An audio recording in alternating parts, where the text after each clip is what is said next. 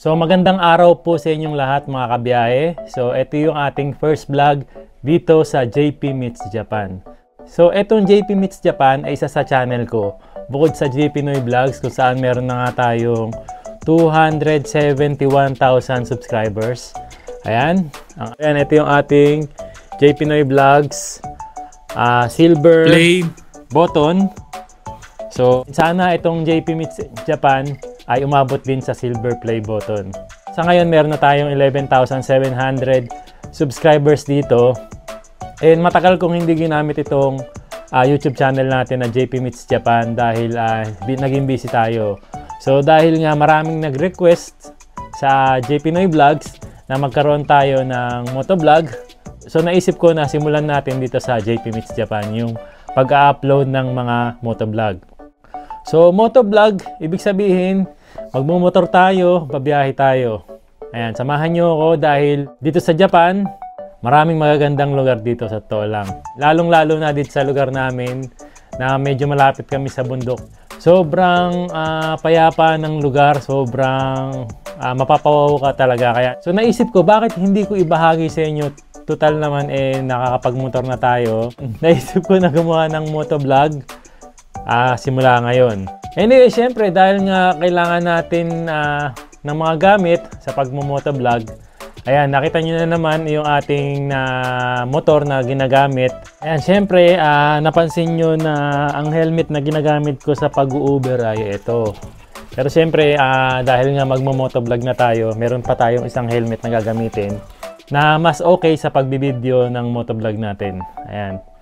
So ito, meron tayo ditong Spy helmet, full face helmet na to. So di bali ito na yung gagamitin natin sa pagmumotovlog. Ayan. Tapos siyempre kailangan natin ng paglalagyan ng camera dito. So gagamit tayo ng GoPro 10.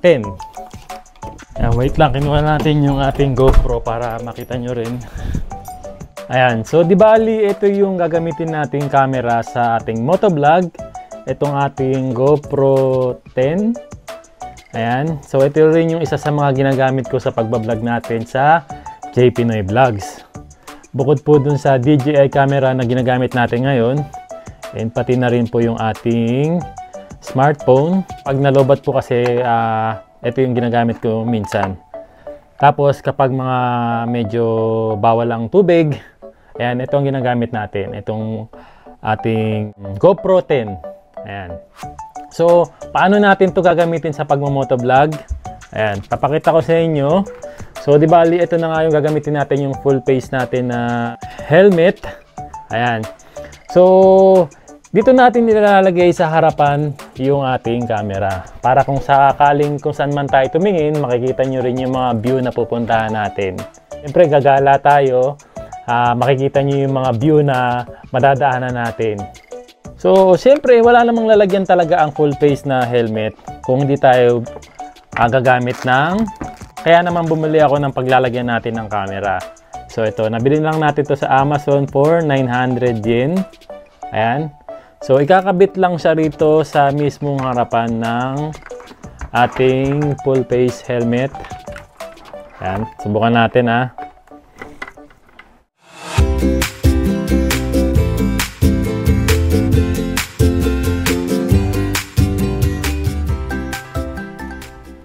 Yun.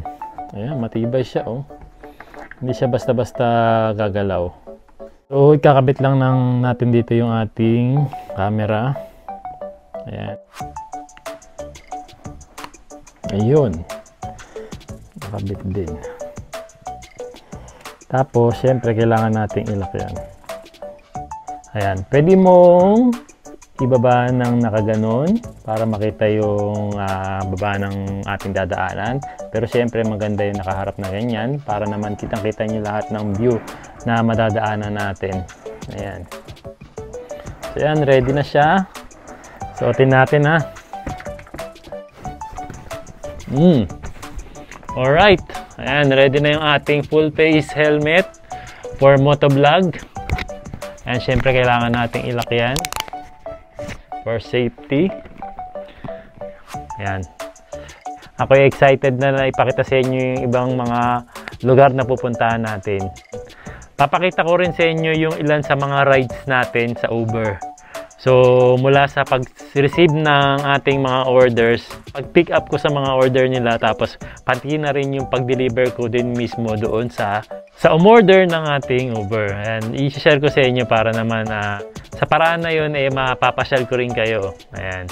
And sana supportahan nyo rin yung ating motovlog video na i-upload, na sisikapin kong makapag-upload tayo everyday. Ayan, para makita nyo yung iba-ibang lugar na pupuntahan natin dito sa Japan or sa lugar namin. Ayan, kita-kits tayo mga kabiyahe.